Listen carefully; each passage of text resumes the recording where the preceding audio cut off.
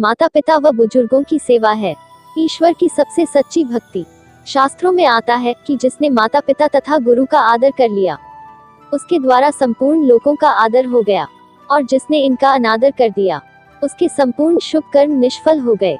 वे बड़े ही भाग्यशाली हैं जिन्होंने माता पिता और गुरु की सेवा के महत्व को समझा तथा उनकी सेवा में अपना जीवन सफल किया। ऐसा ही एक भाग्यशाली सपूत था पुंडलिक। पुंडलिक अपनी युवावस्था में तीर्थ यात्रा करने के लिए निकला। यात्रा करते करते काशी पहुंचा। काशी में भगवान विश्वनाथ के दर्शन करने के बाद उसने लोगों से पूछा, क्या यहाँ कोई पहुँचे हुए महात्मा है जिनके दर्शन करने से हृदय को शांति मिले और ज्ञान प्राप्त हो? लोगों ने कहा, हाँ है। गंगा पार कुक्कुर मुनि का आश्रम है। वे पहुँचे हुए आत्मज्ञानी संत हैं। वे सदा परोपकार में लगे रहते हैं। वे इतनी ऊंची कमाई के धनी हैं कि साक्षात माँ गंगा, माँ यमुना और माँ सरस्वती उनके आश्रम में रसोई घर की सेवा के लिए प्रस्तुत हो जाती हैं। पुंडलिक के मन में कुक्कुर मुनि से मिलने की जिज्ञासा तीव्र हो उठी। पता पूछते पूछते वह पहुंच गया कुक्कुर मुनि के आश्रम में। मुनि को देखकर पुंडलिक ने मन ही मन प्रणाम किया और सत्संग वचन सुने। इसके पश्चात पुंडलिक मौका पाकर एकांत में मुनि से मिलने गया।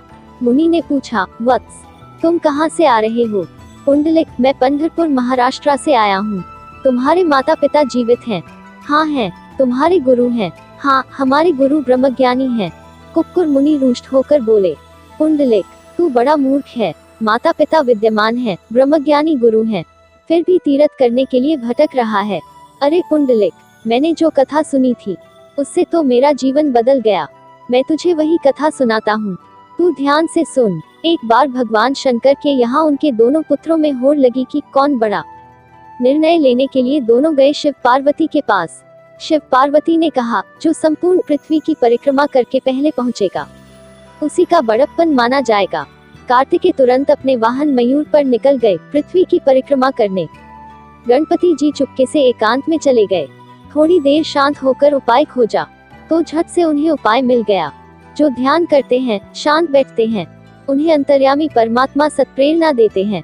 अतः किसी कठिनाई के समय घबराना नहीं चाहिए, बल्कि भगवान का ध्यान करके थोड़ी देर शांत बैठो तो आपको जल्द ही उस समस्या का समाधान मिल जाएगा। फिर गणपति जी आए शिव पार्वती के पास। माता पिता का हाथ पकड़कर दोनों को ऊंचे आसन पर बिठाया। पत्र पुष्प से उनके श्री चरणों की पूजा की और प्रदक्षिणा करने लगे। एक चक्कर पूरा हुआ तो प्रणाम किया, दूसरा चक्कर लगाकर प्रणाम किया। इस प्रकार माता पिता की 7 प्रदक्षिणा कर ली। शिव पार्वती ने पूछा, वत्स, ये प्रदक्षिणाएं क्यों की? गणपति जी ने कहा, सर्वतीर्थमयी माता, सर्वदेवमयो पिता, सारी पृथ्वी की प्रदक्षिणा करने से जो पुण्य होता है वही पुण्य माता की प्रदक्षिणा करने से हो जाता है।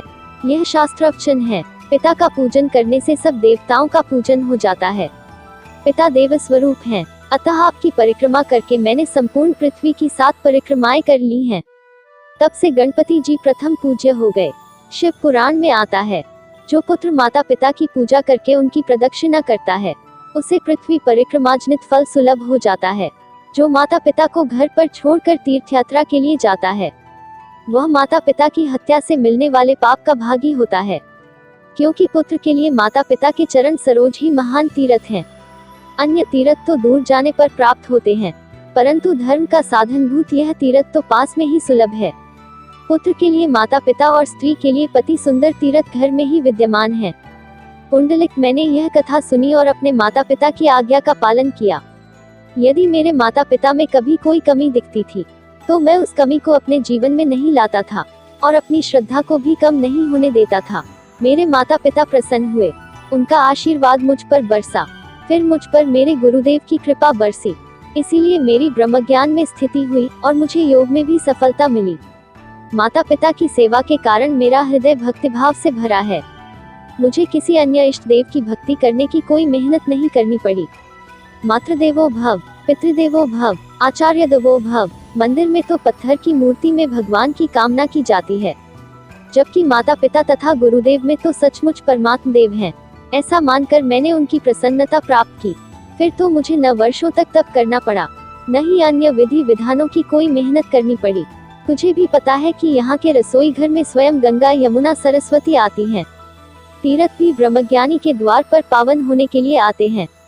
ऐसा ब्रह्मज्ञान माता पिता की सेवा और ब्रह्मज्ञानी गुरु की कृपा से मुझे मिला है। पुंडलिक, तेरे माता पिता जीवित हैं और तू तीर्थों में भटक रहा है।